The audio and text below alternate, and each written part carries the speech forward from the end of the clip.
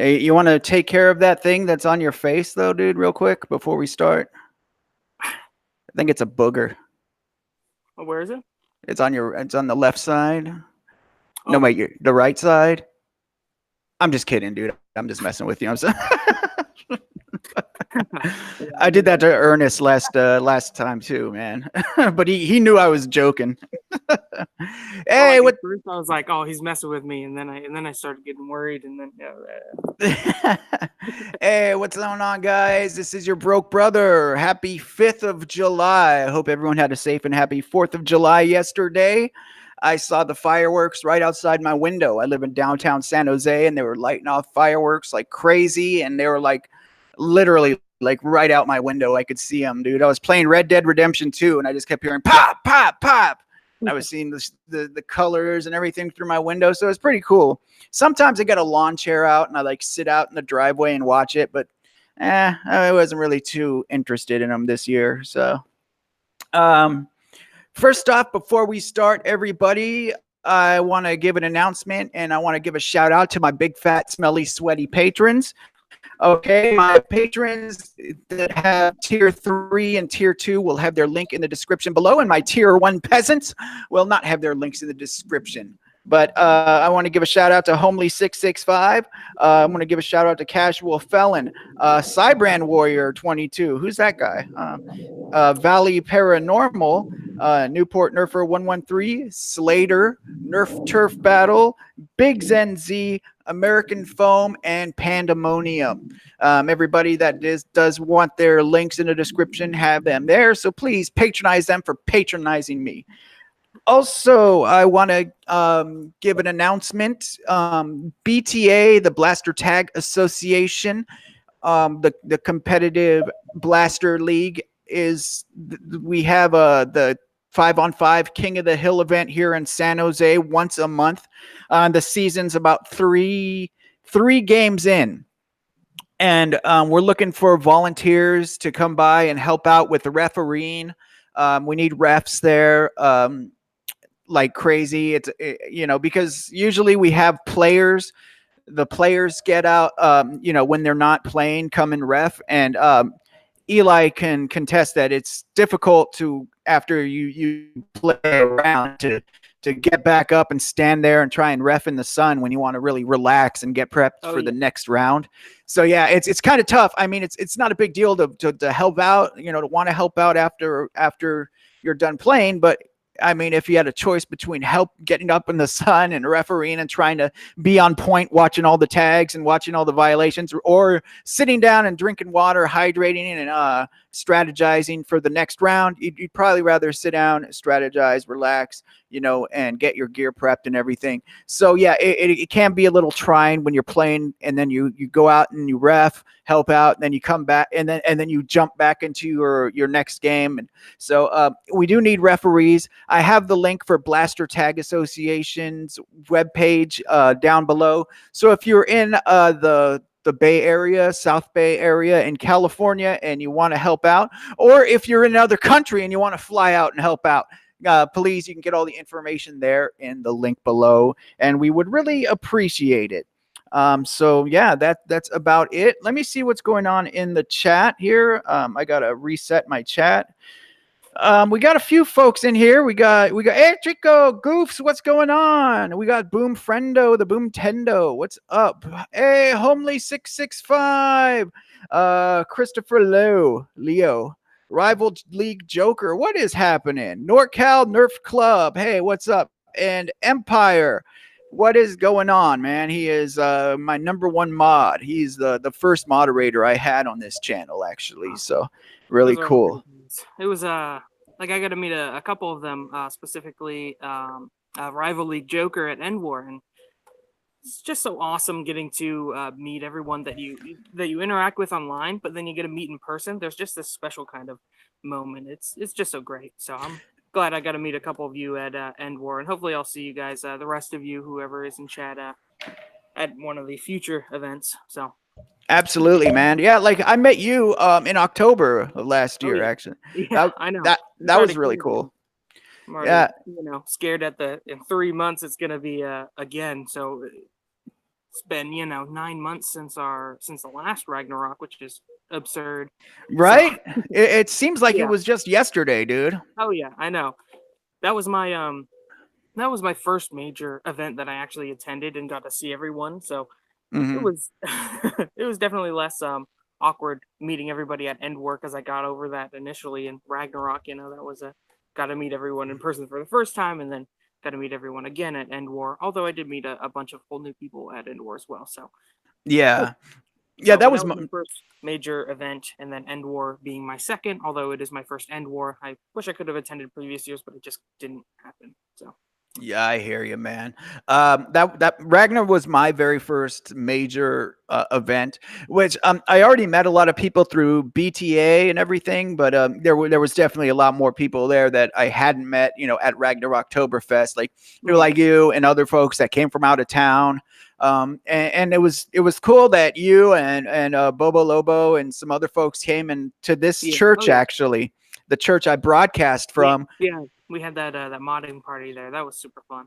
So Yeah, it was crazy because I've been at that point I've been in the hobby like 6 months. I've been on YouTube like 4 months or something, and like yeah, I'm hosting a mod party, and I have like Drac and like from Foam Blast. Well, I already known Foam Blast from BTA, but Mr. Nathan was there, and, Alex, MTB Alex. It was just really kind of crazy to have all these well-known folks in the hobby that were there. At the mod party at my church. So that was really a cool experience. oh yeah. So Hopefully we could host another one here this year. It's oh coming yeah. up quick, actually. I Oh was I was just talking to Nerm, Nerm who helps put it on, and we were talking about it, and I was like, man, it's crazy. It's coming up like in October. It's almost October already. No, I kept thinking even at EndWar, that I had 5 months, and then I look at my watch and I'm like, oh crap, like 3 months. So Yeah.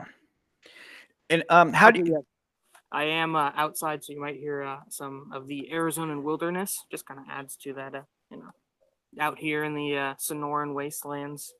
Just kind of get that Arizonan experience for you there. So Oh, no problem, man. I appreciate you taking the time to be on the channel today. oh yeah, So you live in Arizona, and yep. was that where you're born and raised? Oh yeah. Originally my folks were from so my mother was from Minnesota, and then my dad was all the way from Ohio.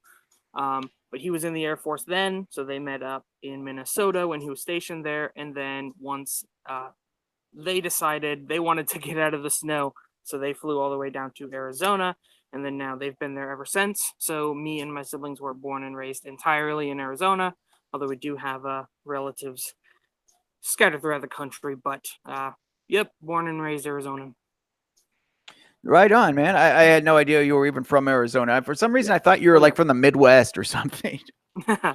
No, but yeah, Arizona is nice.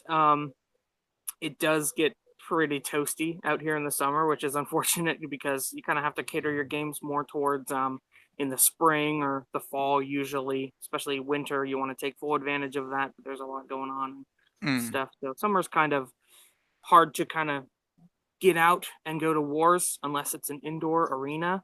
Can be Yeah, a little tricky. So I imagine, man. um, so how did you get into the hobby, and how long so ago was that? so it was back 2013, 2012, 2013 around. So how I got into the hobby originally, I had one of those DSIs, the Nintendo DSIs, the ones with internet.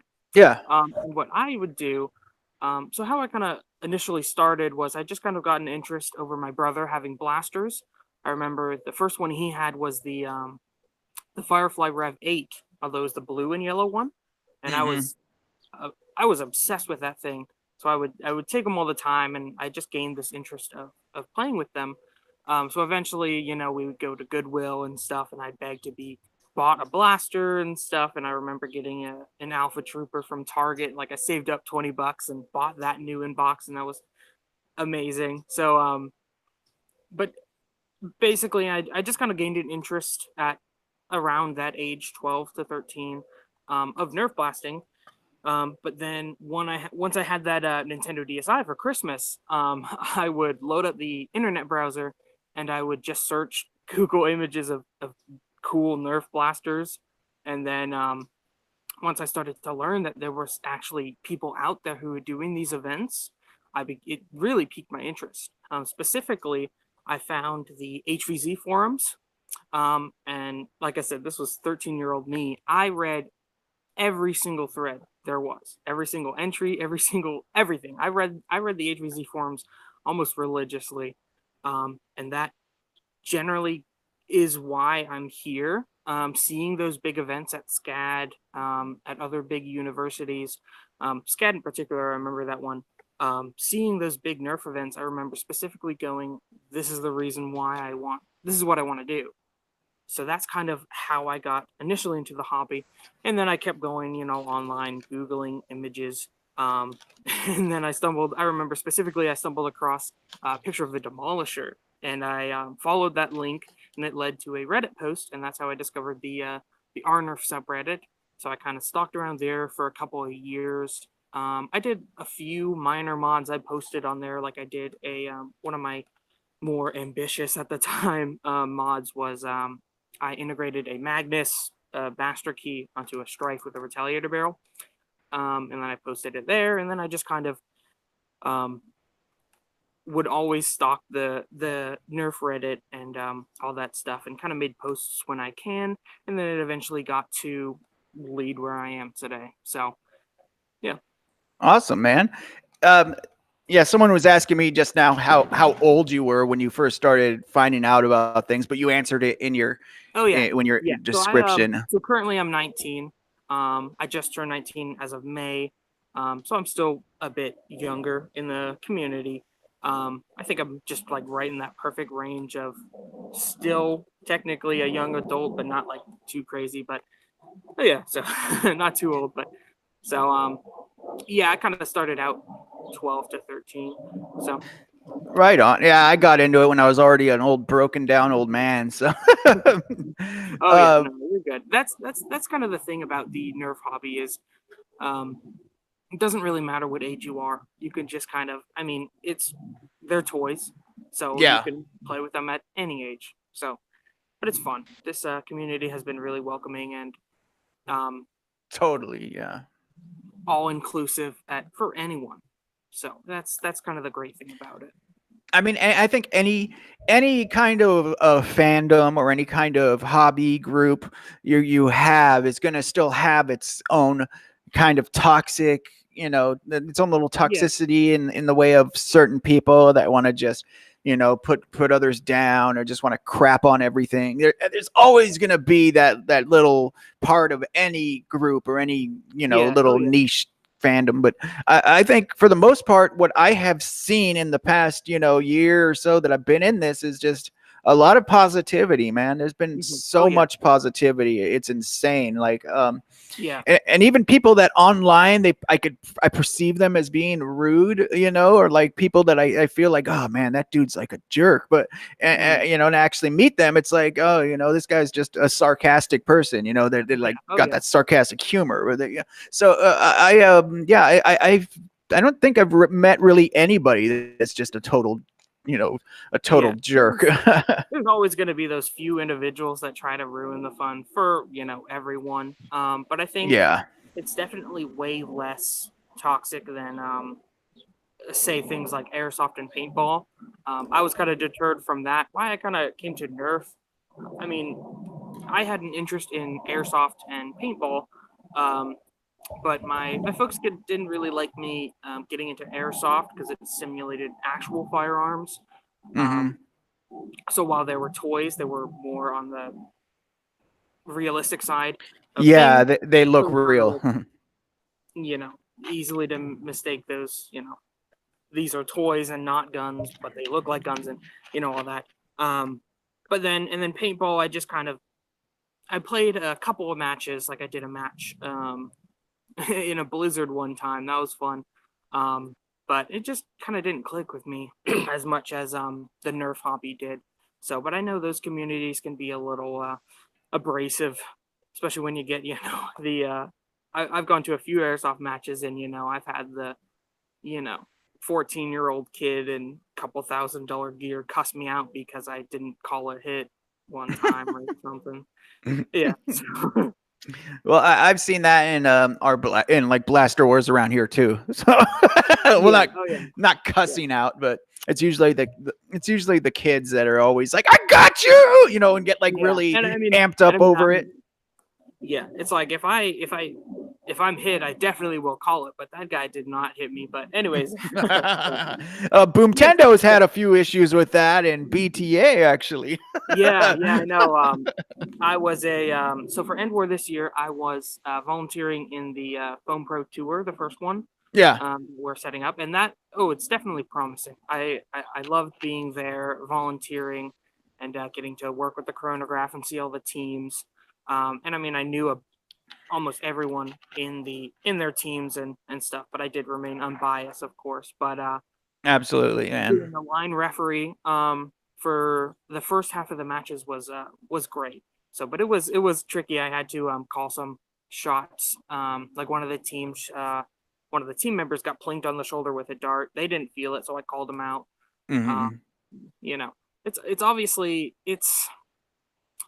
I don't know how to describe it, but it's definitely a fun experience just getting to be involved with the competitive play. I know we're trying to implement some competitive games here locally. Oh, that's great. California is doing a lot of stuff with BTA, so I'm really excited for the competitive scene, getting into it and stuff. I have a long ways of work to do, but it looks promising. So yeah, my good friend. Super fun. Sorry, hanging out with the Foam Pro Tour and volunteering there as well. Although I did get taken out the second half due to just heat exhaustion. Yeah, I got some sunscreen in my eye. My body did not take that kindly. So that humidity will drain you quick, man. Oh, I know. Like that dry heat. I'll take dry heat over humidity any day, man. I will take 105-degree dry heat over 90-degree humidity. It was quite different than what we have in Arizona. It was like 90 degrees in Statesboro, but humidity was crazy high. Although it gets like 115, but there's no humidity. So I much prefer the dry heat as well. So. I never been in humidity until I was in the Army, and then I did basic training in the South, and I was stationed in the South, and it was just like everything was always in the South, and it was so bad in the summer. It was just, oh my God. I remember during PT, I passed out, like my first PT, dude. I was just like, just fell out because I couldn't handle the humid weather, man. It was crazy. It feels like you just stepped out of the shower, although like all the day, except all the time. except like not the good shower feeling, like a gross shower. Exactly. It's not fun. So. Not at all. And I just want to remind everyone in the chat right now, if you have questions for Eli, please make sure that you put @BrokeNerfing, the @ symbol, like in the emails, @BrokeNerfing. Spell it out the way it's spelled on my channel, broke space nerfing, and then write your question. That way it'll highlight it for me and I could see it. That's why I keep looking down. I'm looking at the chat. I'm watching you. I like to watch. So I'm checking out the chat, and I'll see your questions if they come up. So yeah, and we are here with Eli Jennings, and make sure that you like the smash button, guys. And if you haven't subscribed, subscribe already. Come on, man. What, do you want to get this all for free? So yeah, a bunch of freeloaders. Let me see. I think we had a question here. It was Trico asked, how was the FDT this year? Curious, really want to compete next year. So we were talking about that a little bit. I didn't get to watch too much of the action since I was doing line referee. I kind of had to remain focused on my matches that were going on. And especially, wait, I'm sorry. Does he mean the Foam Pro Tour, or is FDT something different? I think he means the the FPT. Okay, yeah. I mean, I thought that's I didn't know what it meant. So Yeah. Oh yeah. okay, Well, the the so FPT stands for the Foam Pro Tour. Like I said, this is not actually run by BTA. It is run by the Atomic Dart League. So Blaster Tag is kind of handles all the competitive around the country, or even past the country. But Foam Pro Tour is set up and run exclusively by the Atomic Dart League. So this was their first match. This first kind of gathering of teams and qualifying in this competition. Um, this was their first year of doing so. So it was super fun to be able to volunteer. But like I said, I didn't really get to see much of the action going on. I had to focus on my match because there were two areas of play. There was field 1 and field 2. I was on field 2. So it was whoever was playing that match. I had to stay focused on that. And also, we had 4 line refs per field. So we kind of each focused on a quadrant. So I wouldn't really be following players. I'd just be focusing on that area. Although if they did move up, I would move up with them. But I really wasn't. I didn't really get to see a lot of the matches going on. So I did brush up on YouTube. But it was a great experience. And like I said, it can only get bigger from here with competitive Nerf being as big as it's getting. I think there's definitely going to be more of an interest. I mean, we're definitely trying to get some here locally. Some competitive matches going up so we can try to, even compete in something like BTA matches or the FPT. So, but I think it overall, due to the help of the volunteers like myself and others, I think we got it. It was a great match, great set of matches, and Dauntless again pulled the win. But yeah, you got to give a shout outs to especially Jesse and Jackie from FDL. Also TK1138. They all did exceptional work in making it set up and having that day as well as it went through. So you got to give a shout out to them. So they did some great work, and especially TK. He had a lot going on personally, so he soldiered through all of that to make sure we had a good game. So it's crazy what those guys do. So yeah, but I'm grateful for it because we had some great games. Yeah, I actually read about he posted something on Facebook about what he's going through. So it was I'm glad that he got out there and was able to actually, push through everything. So that's really cool. We had some of our folks from BTA here in the Bay Area, man. Out like one of my teammates from our team, the White Rangers, me and Boomtendo's team out here. Randall, he was on Team Dauntless with Foam Blast and Jangular. So it was pretty cool. And Kyle Hyun, like all of them were on. Pretty much all of them are from BTA out here. So they kind of had the edge, I think, too, because they've definitely been in the competitive blaster sports, for a while. Oh, yeah. So, but you gotta also hand it to some of these other teams. There were some teams that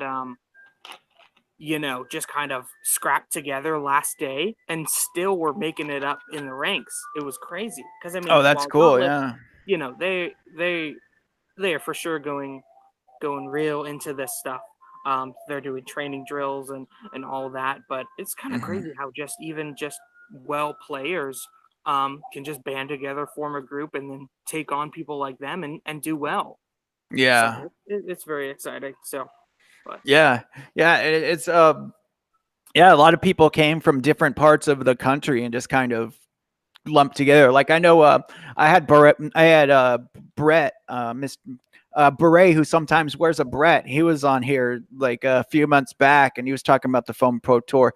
And he was saying that he's never played. He's never played or drilled with any of his team members, and they're all meeting together that day to for the competition. Yeah, and Paradox got third place, which is absurd. So that's pretty crazy.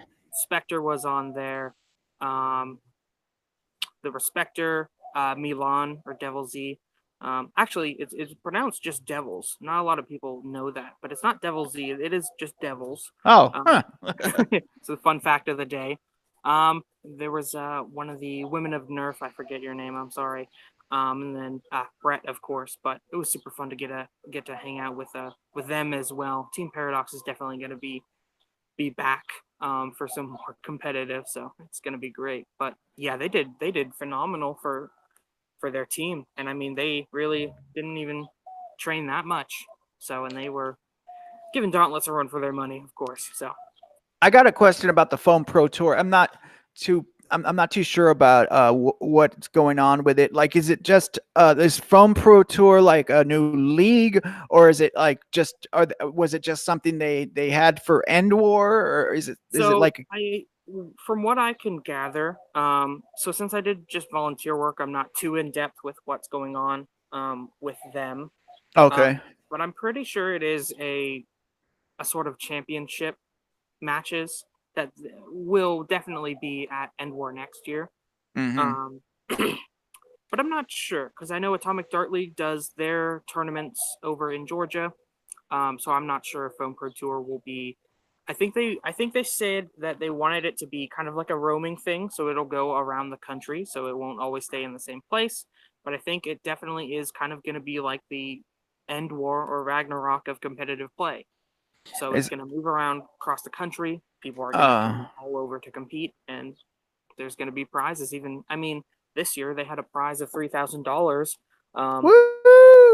So I mean, it's only going to get bigger and better. So there's definitely going to be a race towards competitive play for sure. Yeah, I mean, because I heard I heard the name Foam Pro Tour, so it sounded like it was like a traveling thing, and which if they do, that's pretty awesome. You know, I really like that concept, man. So this was your first EndWar, you said? Mm-hmm. Yeah, oh yeah. So, sorry, go ahead. Oh, I was just gonna say, so how was your experience there? Oh yeah. So yeah, unfortunately, it just didn't work out that I could go to 2017 or even 2018. But this year just kind of all aligned. It was quite the experience. I reserved the entire week, from Tuesday to Tuesday, just for this event.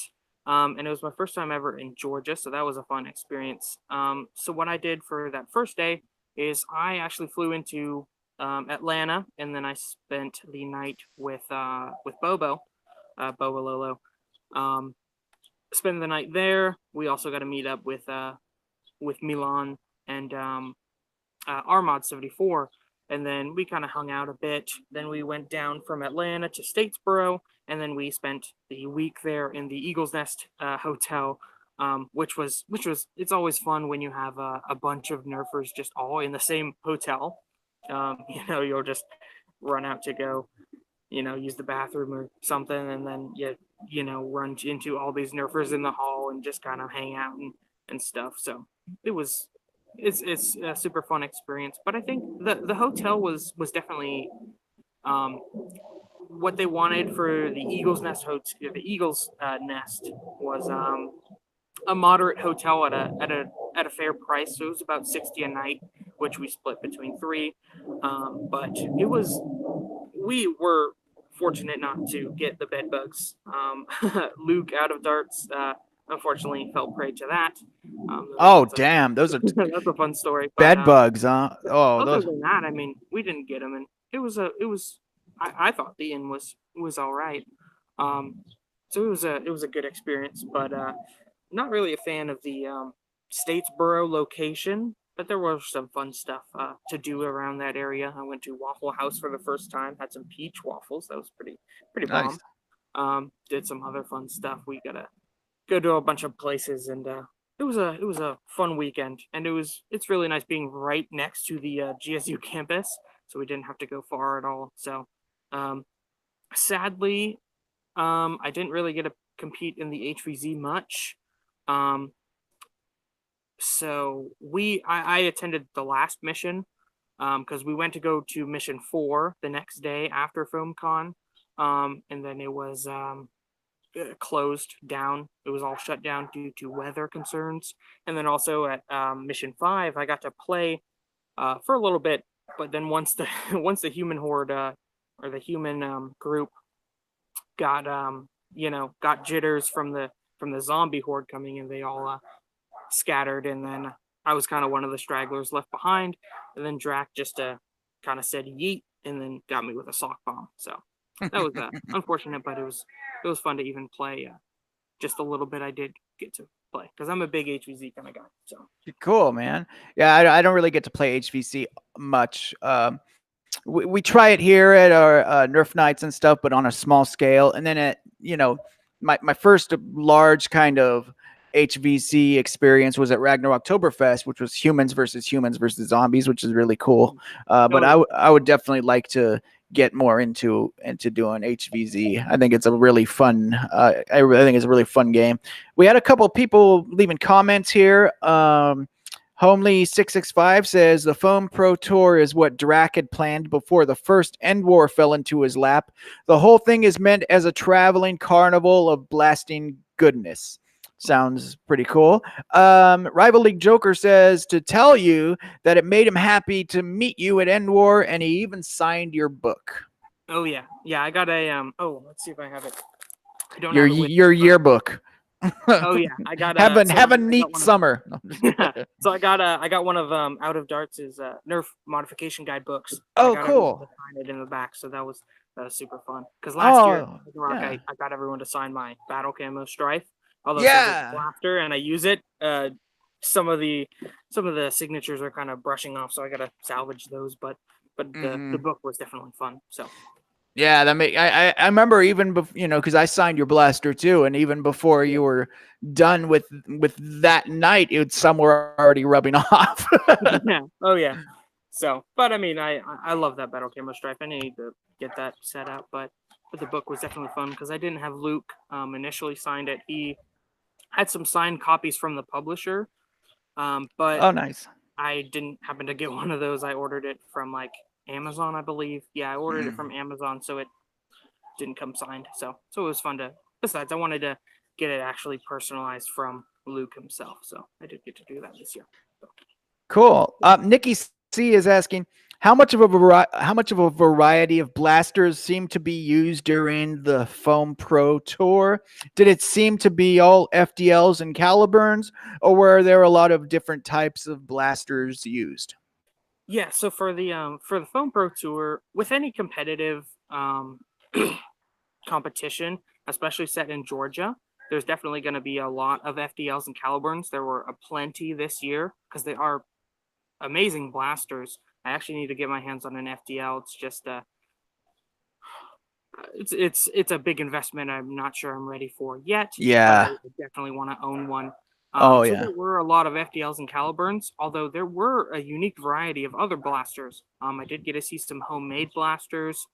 There were some, I think, rainbow pumps, and then there was also one of the users had a this huge PVC bow that actually at full force it actually was really the only blaster that broke the FPS cap, and so we had to have him tune that down, but it was absurd. That thing was hitting 254, so that thing was crazy. It's super fun to get to see some of the homemade blasters because unfortunately it's kind of a dying art these days. But yeah, like I said, to answer the question, there were a lot of Caliburns and FDLs, but there were also unique builds by people as well. So if really, I mean, what I'm going to be running for hopefully competitive matches this year is my Griffin blaster. So this is a short dart blaster that uses the talons from Worker, and so this is just a rack and pinion style pusher. So I'll be using this for competitive, but really anything that will hit kind of those FPSs, you can definitely run. That's kind of also the beauty of Nerf 2 is, I mean, you could use whatever you want and still be good with it. Like Brett was using a Maverick, a whiteout Maverick. He was one of the last humans in HVZ. Yeah. So it kind of whatever you are good with and want to run, go for it.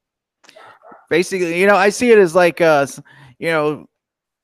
how you play, not necessarily always going to be about the blaster that you use. Yeah. Definitely get a blaster that's going to work for your play style. Like like Beret, he's someone that likes to rush. He runs, he's Yeah. quick. So he can use these smaller blasters that'll get a, that'll make him still be able to run as fast as he can, and he could still tag a bunch of people out. So yeah, I mean that definitely fits with his play style, which Yeah. So also, what a lot of people like to think is that just because you buy a fancy blaster or whatnot, that you're gonna be overpowered. It's not really the blaster that well, it is in a way, but what I'm trying to say is it's not you can't buy your way into skill. Yeah. I mean, I know plenty of players who, bought FDLs, and I saw them being taken out by a strife, stuff like that. So, or specifically, I think it was last EndWar. I always remember Drac had this big modded nemesis.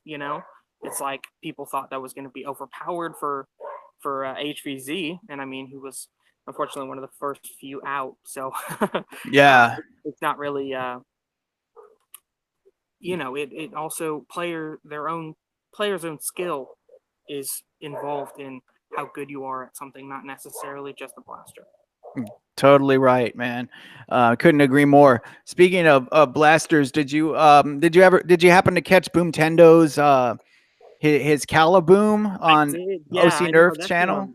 that's absurd. I'm in his group. I was a big fan of the Boomco stuff when it released. Sadly, it kind of phased out. So I do have some, like I have a couple Rapid Madnesses, some Burst Waves. I have a new in-box Burst Wave that I absolutely love. I bought 2 of them before Toys R Us shut down and stuff. So I have a lot of Boomco. And then when he posted the links to the darts, I bought like 1,000 of those.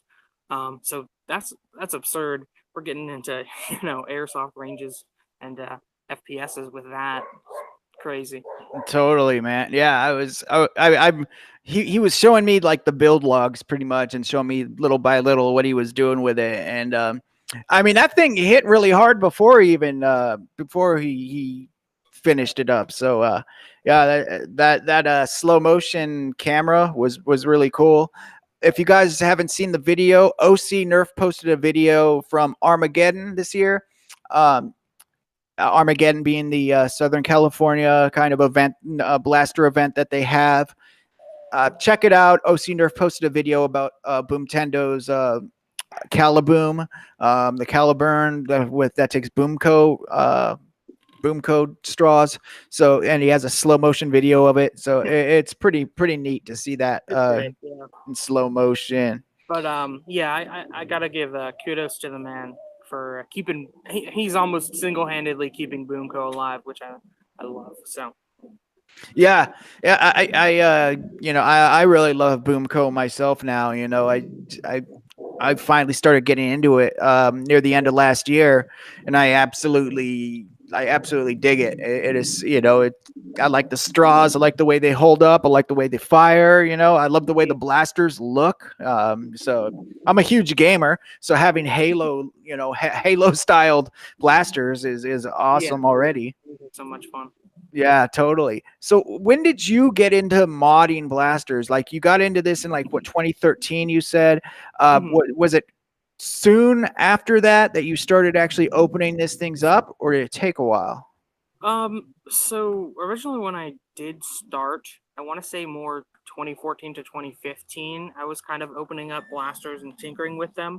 I did some minor modifications, spring upgrades, removing ARs and stuff like that, but I never did really anything too crazy.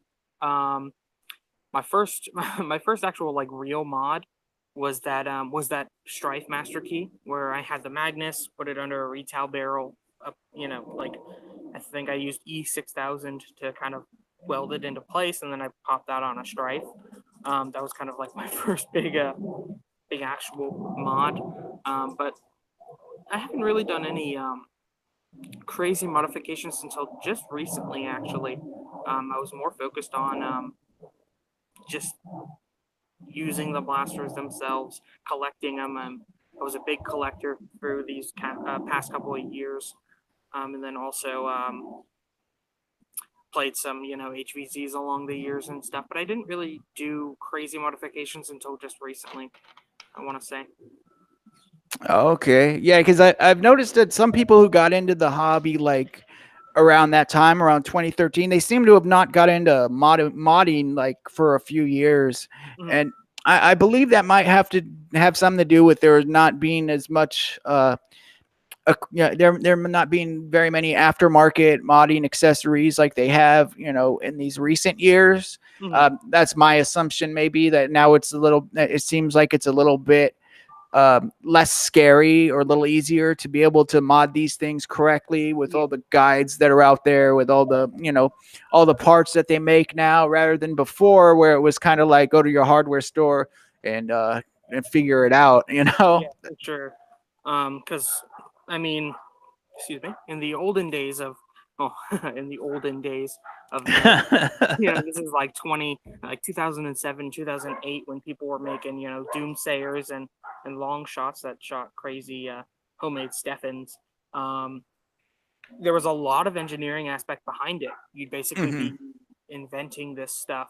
So a lot of engineers and stuff would be the ones making these modifications. So people like, me and others had some difficulty, especially if they weren't going into engineering, had trouble with actually putting these together themselves. Although for me personally, it was really more just I was only 14 and I didn't really have the resources to do that. Um, so I didn't really do it until recently because I got a job and bought my own stuff. So, but yeah, there was that big. I think there definitely is more of a people are getting into modifying because it's there is that ease of just buying upgrades out of the box. So Yeah, true. And I think now there's a lot more comprehensive guides for modding. I mean, look at now there's books published on it now, yeah, so it just seems like it's a little less scary to, or a little less intimidating for someone just getting into the hobby to want to open something up and actually tinker with it, because there's pretty much there's a drop-in kit for like most Hasbro brand blasters now that yeah, you oh yeah, really don't need to do a whole lot of a whole lot to it. You can just pull parts out and drop the new ones in, close it up, and you have a a better performing blaster right off the bat. So yeah, and I mean, yeah, like you said, there's upgrade kits for almost everything. I think just yesterday I saw there was like a metal uh it was like a metal upgrade kit for the long shot front gun. yeah, wow, I Really never even is heard of that one. upgrade parts for almost anything. So Anything Hasbro, pretty much. yeah, That's oh yeah. I'd like to see more for other brands like Dart Zone, Zuru, Buzzbee. That Especially would be really with cool. that new line of blasters coming up, the Dart Zone Pro, that looks incredibly promising. Yeah, and Dart Zone being at FoamCon, I thought that was really cool that Oh yeah, they showed up. yeah, they're So definitely more. They know their audience of modders and tinkerers and engineers. I'd say more than Hasbro, yeah. or at least welcoming of us in specific, because I know Hasbro, due to legal reasons and yada yada, they don't really associate with people who modify their blasters. But I know Dart Zone is more than welcoming of it, so it's nice to see them kind of branch out and be included in the hobby as well. So, or wanting to be included in the hobby. So Yeah, when people ask me like what kind of blaster they should get, like for going to these wars and everything, like something for performance, I always throw out the Dart Zone blasters or something, because they want, like someone recently asked me, like he said he didn't mod, but he wanted to go to a war and he want super stock war, and and his Hasbro stuff, what would be isn't really doesn't really hit very high, and he asked me what kind of electric blaster, and I told him a light command. I was like, because that I said, well, the light command will hit around 100 FPS right out of the box on regular batteries. yeah. So I was like, that's the way to go, man. Go, Yeah, and that thing was like what, $20? 20. Yeah, I got it for $20, dude. They're definitely giving Hasbro a run for their money with great products that are modding friendly, and then also just the availability of them and the price. I mean, I think even with Hasbro's new line of cheap blasters, that Alpha Strike line, I believe. Oh, is that supposed to be The cheap? budget line. They have it on the Oh, box stating #1 blaster brand. So I don't know how to take that. Might be they're a little intimidated by Dart I was Zone and these other companies coming up with products that are cheap yeah. and I much was just more looking affordable. at the Alpha Strike line today, and I was like, I'm not really feeling any of these, man. Like I don't really Yeah, like them, it's definitely their answer to budget blasters like Dart Zone's been putting out, um, to kind of get more people to buy their brand instead of of more affordable brands. But it's kind of interesting. But That makes Dart sense then, yeah. Because like yeah. You know what's really cool about it though is that I saw that the Stampede is coming back. That's awesome. oh yeah, yeah, it's definitely amazing that we will now have these blasters on the shelves. So, you can actually go to Target, pick one up off the shelf, and have it fresh out of the package. Um, instead of, having to buy one at Goodwill for have it, covered in Sharpie and used gum and all kinds of nastiness that kids do to it. But Yeah, totally. what is not really nice about that though is the price, because I mean the Stampede's like $80, which Oh, I is, didn't even see the price actually. yeah, whew, that's a lot. Dang. So, but I mean, at least it is out there. So even for you know more than a pretty penny. So Yeah, yeah. That's mainly. I'm excited about seeing more of them. So that's cool. Hopefully they'll start showing up in thrift stores. oh yeah, apparently the so another one of the icons line, the Mag Strike, that the air Mhm. powered one, apparently that has already released in stores in Singapore. Oh wow. Okay. So it shouldn't be too long. I think they were aiming more to August, late August. So hopefully they'll be out soon. Gotcha, man. I'm just So upset that whoever at Nerf, their bright idea was to re-release the Stampede, and in the same year release the 50 round drum and not put two and two together and put them in the same box. Oh, I saw I'm something pretty about upset. that. People were, yeah, there was like rumors that it would have Mm-hmm. the 50 round drum because Yeah, it said like, initially when the Stampede released, they made a patent for a 50 round drum. Then yeah. they never got around to making it due to some production issues, and then they made the 18 round stick mag. But it's like now you re-release the Stampede of all blasters and you don't pair it with the 50 round drum you just made. It's like, come on, it's infuriating a bit. But So what's your local blaster scene like there in Arizona?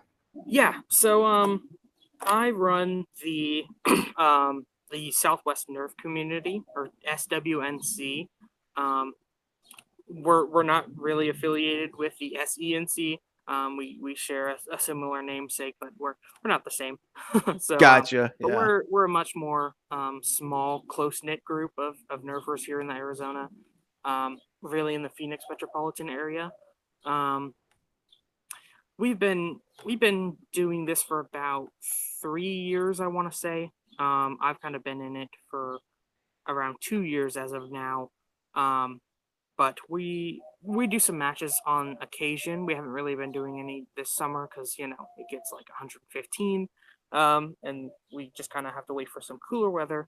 But we've been getting some matches going, kind of pulling in some more locals around here. We're trying to, like I said, set up some maybe more competitive matches. We just do kind of generic blaster um, matches when we do organize wars. Um, and then also another big thing we're doing is we are setting up an HVZ invitational this year at ASU Polytechnic. So that's a big thing that we are excited for. We'll have to see how that gets accomplished this year, but that's definitely the big thing that's going to be going on in December. So we're trying to get some people to maybe head out more to the Arizona area and participate in some HVZ. So, because me and the team of moderators and admins who've been doing HVZ for years are setting that up. We got clearance from ASU earlier this year to set it up, and so that's a big thing we're doing. So, but other than that, we're just kind of a small little group. We're trying to get some notice out there so we can get maybe some more attendance. We do wars in public parks and stuff, but then we did have a war at we rented out in Airsoft Arena Oh, for sweet. 4 hours. We had an indoor war in their arena setting, and that was super fun. So we're hoping to get that set up here, hopefully in August as well. So we'll do another one of those. But it would be super fun if we could have some Californian natives over there to kind of scoop over on our side and participate. So that would be super fun. Yeah, we're growing as little as we can day by day. So I wonder how far OC Nerf and like Cartel are from Arizona, like, because they're down there in Southern California. Oh, yeah. Because, I mean, Arizona and California by themselves are big states. Yeah, so they are big. Like a 6-hour commute from San Diego to Phoenix. So it is quite a ways. But it would definitely be fun if we could get some other people from out of state to participate in some of our games. Yes, some people I was talking to from, from who watched my channel and stuff were asking me about Armageddon down in Southern California, and they were like, "Well, why aren't you going? You're in California." I was like, "Well, California is like really big. I'm in Northern California. That's in Southern California. It's like a 7-hour drive for me to there, So it's like it's not like I could just take a bus right down the road. It's pretty far away, and I don't have a car, so." Yeah, that would be cool if you could get some of them out there to your events. Oh, yeah. What kind of games do you guys play when you have your events out there? So the game we kind of do, we really kind of play some. Usually the wars we have are a couple hours long, like 4 to 5. And we kind of just play a variety of game modes. We do some team deathmatch, free for all. We play a game mode called Defend the Core, Capture the Flag, and just kind of various game modes like that. Like I said, we're hoping to maybe get some more competitive setup here. Maybe do some Ion Rush, because I know they're doing a lot of Ion Rush over in Georgia. Maybe bring some of that, give it a little bit of a Western kind of vibe to it. But so hopefully some Ion Rush and then King of the Hill maybe. But yeah, hopefully we can kind of set up some official competitive stuff. I know there is talks within group members to kind of get an actual competitive team up and going. So you might see some of us Arizonans over in the Phone Pro Tour or wherever it is next year. So, but yeah, we just kind of play a variety of game modes, kind of what we feel, kind of how the group feels, what playing, stuff like that. So awesome. What are your favorite game types personally? Well, I definitely love Capture the Flag. It's a very intense kind of game mode where you have to sneak into the base and try not to get shot, and then try not to get shot when you're running to the other side. So it's very intense, and I mean, you could have that base locked down and just have one player swoop in and grab your flag and take it over to theirs and be done in like 10 seconds, and you bat an eye and it's over, and it's crazy. So it's intense and super fun. But then also big fan of the team deathmatch and stuff like that. So. Right on. What does your average loadout look like, man? What do you usually take with you into these games? Yeah, so for me, usually I run really a Strife and a bunch of magazines. I'm very dart heavy wise, because since I won't be running around a lot, I'll be loading myself with ammo. And especially with something like usually a Rapid Strike or a Strife, I dump through ammo pretty quickly. There's that one mag, one tag mentality, so for sure. But it kind of depends on what I'm feeling that day. I have a vast arsenal of different stuff that I use, but mostly something like a strike or a rapid strike. Gotcha. Yeah, I very rarely take a secondary blaster with me in any game type. It's usually just a single blaster. Normally, it's usually semi-automatic. Like a flywheel blaster. At the Nerf nights, I get a little silly and I use different types. Like I'll use like the Halo air blaster, or like I don't know. I usually try a lot of different things out here at the Nerf nights or the local wars we have at the school, but mostly you're in competition or during competitive stuff, or if I'm feeling really competitive, I bring normally the or ultra stock, or super stock matches, stuff like that. I usually take like my semi-automatic flywheel blasters. Yeah. I one of the blasters I did buy, supposedly for EndWar, although I never got it finished, and then we did get it finished, and then it broke because I accidentally loaded an FVJ in my magazine. Was my Hurricane. So I bought a holster from Tac over in the UK. Exceptional holster. I love it so much. Oh, nice. With that, now I have the ability to run my Hurricane. That's a fun little thing. It's crazy how much power you can pack in a package so small. I now will usually carry one of those around me, but usually I stick with a primary, an emergency jolt on occasion, and then the Hurricane as well. So yeah, I have a Hurricane now that I carry with me. I'm going to start carrying with me a lot more. I just threw IMR batteries in it because I haven't done anything internally with it yet, and that thing, it has some really good performance just on IMR batteries. So I think it takes two IMR. It takes two batteries only. Those Hurricanes do. So 2 IMRs. I mean, out of the box, the thing doesn't even want to run on AA's. So yeah. I got mine out of the box, put 2 AA's in it, and then try to fire it, and it didn't even leave the barrel. I was like, this is disappointing. I'm gonna get this thing, and I did. So. Yeah. We got a question from Too Much YouTubing. And he's asking he's like, what FPS would be decent enough to compete in a competitive match, both Springer or flywheel wise? It depends on the matches. I think usually there's a 150 cap. I don't know about Ion Rush. I think it might be a little more, but King of the Hill was one.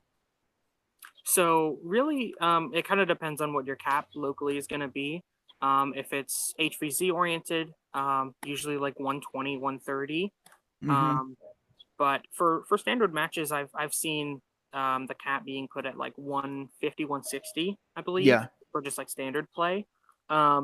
But I know for matches like Ion Rush or the BTA tournaments, they have a cap of 250 because those are going to be more ultra stock blasters that are, spitting some heat. So it kind of depends on what you're participating in. But I mean, all those blasters can be tuned to your liking to either lower or increase the FPS, depending on kind of what you're going for. So it also depends on your play style and kind of what your role on your team is going to be. If you're going to be rushing, mostly, then you could use a stock blaster. If you're quick and you're going to rush the other side, stock is fine. If you're going to be hanging back and kind of sniping, then you might want to get something closer to the 150 mark if you can. Especially if you're, taking long distance shots, something like a Caliburn or a high FPS flywheeler would do the trick. But yeah, like you said, if you're going close quarters, there's really no, you could use whatever. So. Exactly. Yeah, it just depends on your role on your team, but I've seen stock all the way up to, right at the 150 FPS cap. So I usually try not to get right at 150 because then it's more of a chance that you're gonna be checking in, and then it's going to be maybe it might be hitting a little high that day and you won't be able to use your blaster whatsoever. So I make sure mine to get around 130 ish, and that seems to do fine for me. And sometimes we all know those chronographs can be a little wacky sometimes when you're, sometimes your blaster will be firing low, and then the next day it'll be firing really high. It's just really weird. So just try not to get right at the right at the cap that you're looking to hit, because you don't want to fire too hot and then you're not going to be able to use the blaster you just modded for it. So Yeah. So, and then it also depends on your play style. If you want to be shooting more darts or shooting a few, kind of pick. Usually for, flywheelers, you're going to be popping off shots frequently, although more of a caliburn is going to be slow and methodical. So precise. So yeah, my very first competitive Nerf experience or competitive blaster sports, we have a 60 dart cap. Each person on our team, we could only hold 60 darts, and or I think it's 300 darts between 5 people, so we all carry like 60 each. And man, I went through mine like within 2 minutes. I wasn't paying attention. I was just shooting at everything, and I ran out of darts like 2 or 3 minutes into the match, dude. And I was running around trying to pick up more. Oh, I was so bad with it. My first day out there. So it's really tough to learn to conserve your shots and only fire when you think you can hit something. Especially since so I am the owner of Ponesaw, the blaster that Bobo made. It's a beauty of a blaster. It's a rapid strike with a stampede stock and an undermounted swarm fire. So when I showed up to Ragnarok Oktoberfest, I brought a bunch of magazines and stuff. Internally it's a free switch rapid strike. So I was kind of blown through mags. You kind of gotta be careful of that. Free switch rapid strike is really my setup, as it's super controllable. Kind of the selector switch is your trigger finger. It's easy to just kind of absent-mindedly shoot at zombies and then realize, oh, I just went through all my ammo. I'm upset sometimes, but totally, man. I can't wait till Ragnarok Oktoberfest this year, though. Oh yeah. I'm gonna run my Demolisher again. I love the Demolisher so much. It's like my favorite. Just the look of it. It looks so cool. Yeah. Oh yeah. It's so nice. It's definitely one of the most underrated blasters, I want to say. You don't see it a lot. It doesn't get a lot of love, but when you do see those people who do some incredible things with it, you just want to. Oh, it's so good. Although the most underrated blaster, I gotta say, is the Hailfire. That thing needs some more love for sure. So I just don't get when people chop off the friggin' launcher on it, because that's like my favorite part of the dang blaster, having that big burly launcher on it, dude. It looks so cool. Yeah, it is. I do like the launcher removal mods and making it like that slim combat rifle profiling, but yeah, it is the launcher that makes the blaster for sure. So hey, we got Ernest. Hey, yeah, yo! He's in the chat now. He said he may go to Ragnarok Oktoberfest.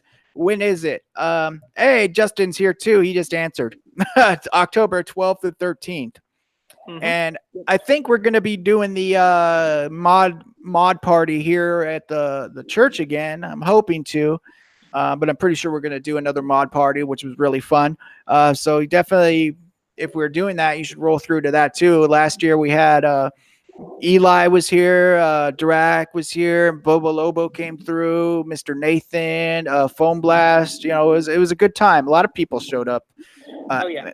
Make Test Battle. Alex was here. There's more people. I just can't remember right off the bat. Local community members as well. Yeah, a bunch of us from the local community and the local BTA who are here. So that was really cool. Oh yeah. So yeah, man. I'm gonna have a couple more questions for you here, because we've already been going an hour now. I usually try and keep these about an hour or so, because people don't like to click on things that are like super long. I see. So I guess why we are here, I could show off some of my my stuff. Yeah, show it off, dude. So the big thing that I did get recently, I showed this off earlier, but I'll show it again, is the Griffin. It's made by Flagonial over in China, but he designed this blaster. It is a rack and pinion style blaster, so it has one of those spring-loaded gear-assisted triggers. Just listen to that. So nice.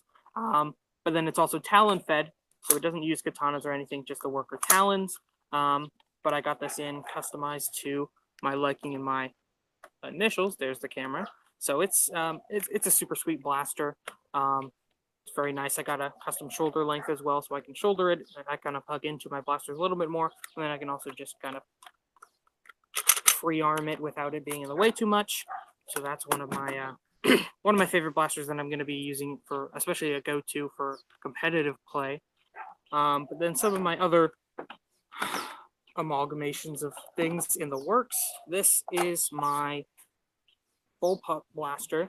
So it is a rapid strike with a whole bunch of different stuff. I think there's 9 blasters in total on this, or will be on this. Oh yeah, I seen pictures of that one.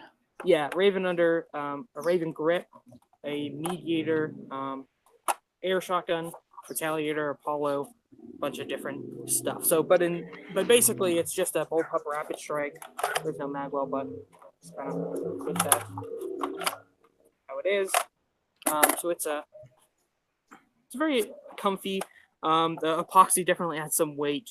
But I just, bullpups really aren't practical for Nerf, but I just love the aesthetic of it anyway.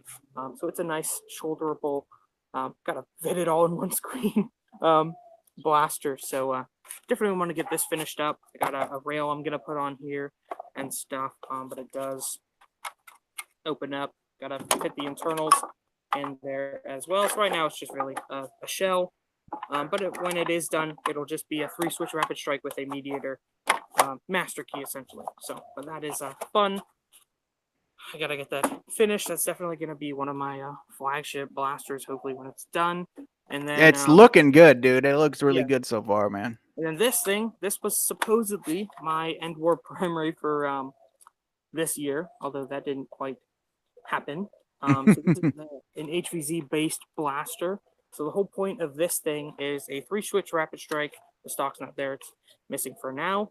But with a cam ECS 12 rail up top, so I can mount a ammo counter, a voltmeter, and then also I have a camera, an action camera up front as well that I'll mount in there, and then demolisher grip because those are super comfy. And then also I did a little dentistry mod right here. I originally cut out all these grooves and stuff because I was going to put another shell over it.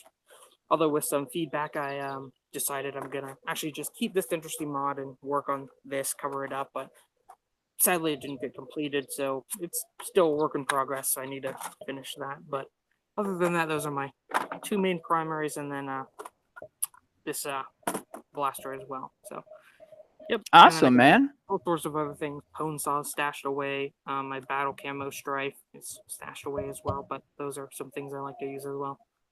So, but yep, it's fun. I'm definitely more of an integrations modder than anything else. So that's cool, man. Yeah, I still got to get into integrations myself.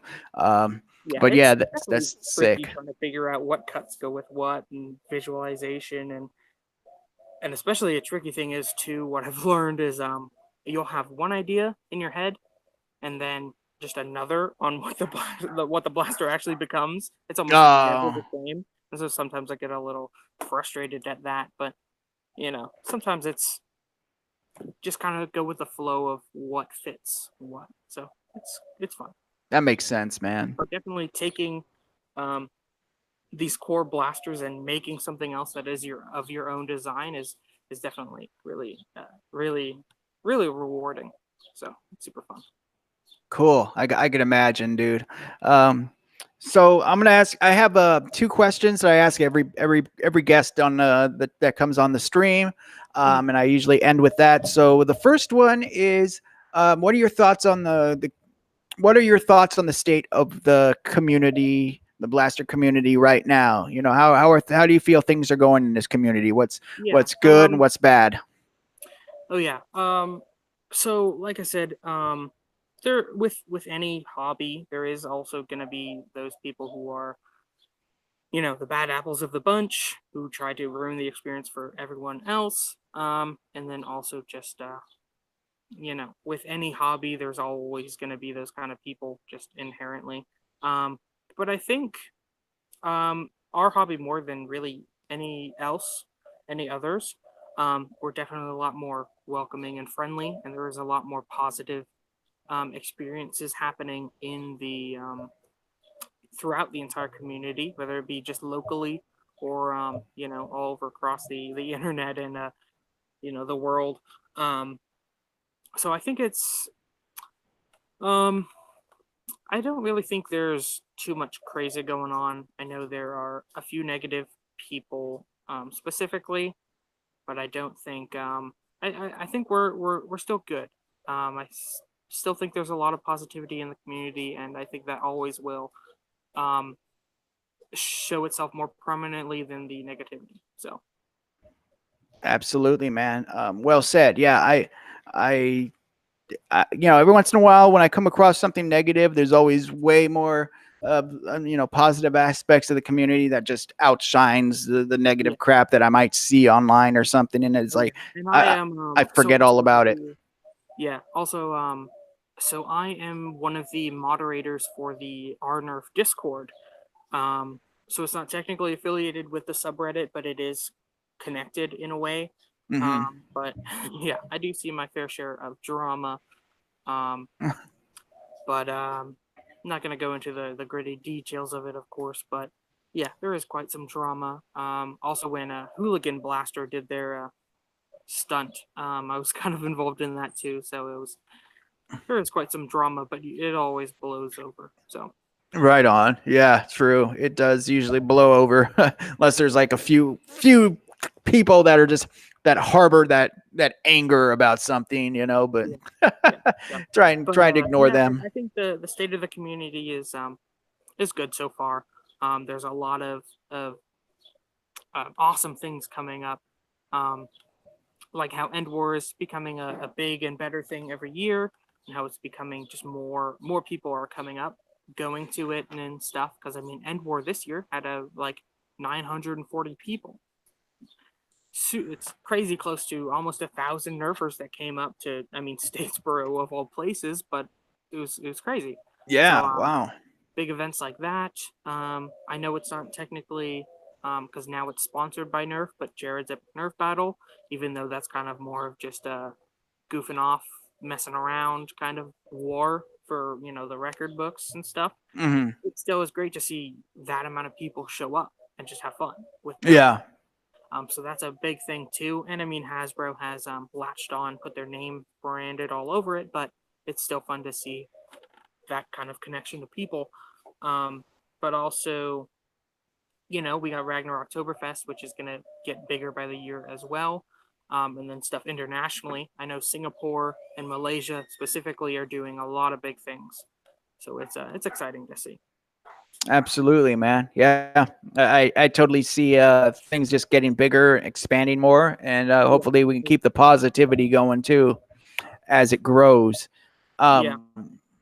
And the second question my final question that I wanted to ask was, what advice would you have? What advice do you have to, let's say, someone new coming into the hobby?